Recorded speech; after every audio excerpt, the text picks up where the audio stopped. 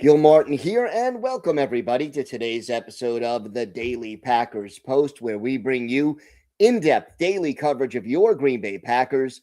We have new videos dropping every day, Monday through Friday, so hit the like button and subscribe so you never miss an episode. And you can visit our website at thepackerspost.com for in-depth articles on your Green Bay Packers.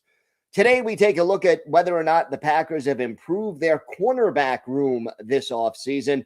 We know coming into the offseason, it was a definite need, and Brian Gutekunst made a pair of moves on Tuesday in an attempt to improve this need and address it. Look, this year, we know the Packers did not have a first-round pick.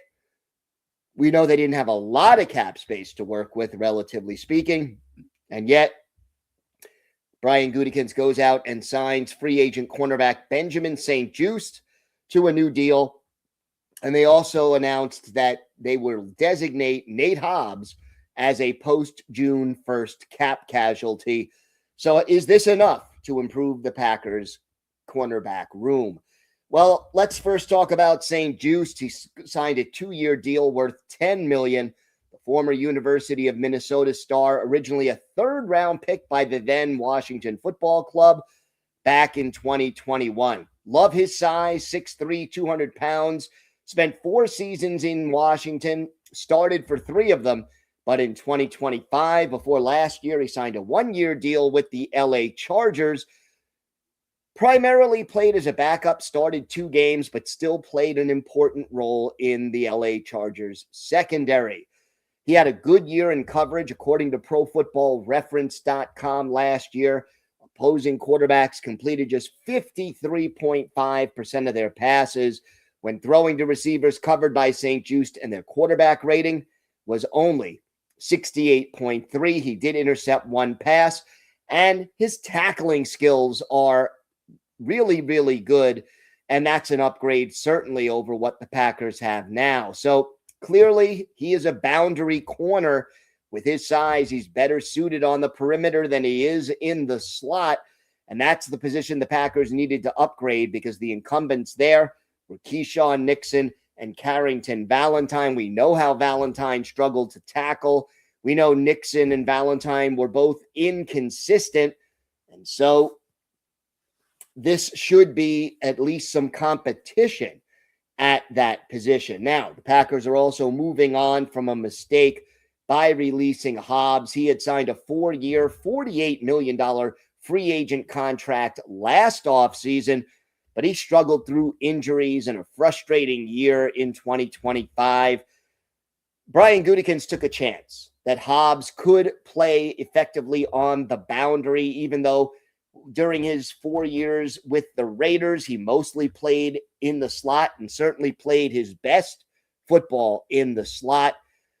And I'm not sure whether it was the injuries or whether he just doesn't have the skill set to play on the boundary that caused his problems. Now, the Packers, by moving on from Hobbs, they don't have to pay him a $6.25 million roster bonus that would have been due at the end of this week. The cap saving is less than $1 million, but you don't need to shell out bonus money for a player who's no longer in your plans. Now, the Packers will have his cap hit on the books until June 1st, but I give credit to Brian Gutekunst for this. No, Hobbs didn't pan out in Green Bay, but at least Gutekunst cut his losses, did not double down on an oft-injured player who just did not seem to have a position with the Packers because Javon Bullard, clearly the better player in the slot. And if he can't play well on the boundary, that's a lot of money for a guy who isn't going to be on the field a lot. So what have we accomplished looking ahead? You've added some more talent and experience depth on the boundary that you needed. St-Juste will likely battle with Valentine for the starting job opposite Nixon. And don't be surprised if the Packers add another cornerback, whether it's a moderately priced free agent or more likely in the draft. You got to like the stats that St-Juste has in coverage as compared to Hobbs. He's also been less prone to injury. In the last 3 seasons, he missed just 2 games. Hobbs missed 12 games in the last 2 years alone. So, yes, this is a step up for the Packers cornerback room, especially on the boundary. It improves their size, their tackling ability, their coverage ability, but more talent upgrades are still needed, and the team still obviously lacks a bona fide number one cover corner. Say what you want about Keyshawn Nixon, and I like him, but on a good team, he is a CB2, not a CB1.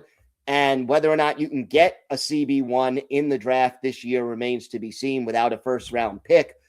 But at the very least, you should be able to pick someone up who could develop into a number one corner down the road. We'll keep an eye on that as we get closer to the draft. Visit our website at thepackerspost.com for in-depth articles on the Packers.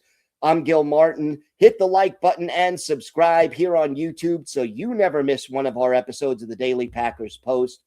Have a great day, everybody. Stay safe. And of course, go Pack Go.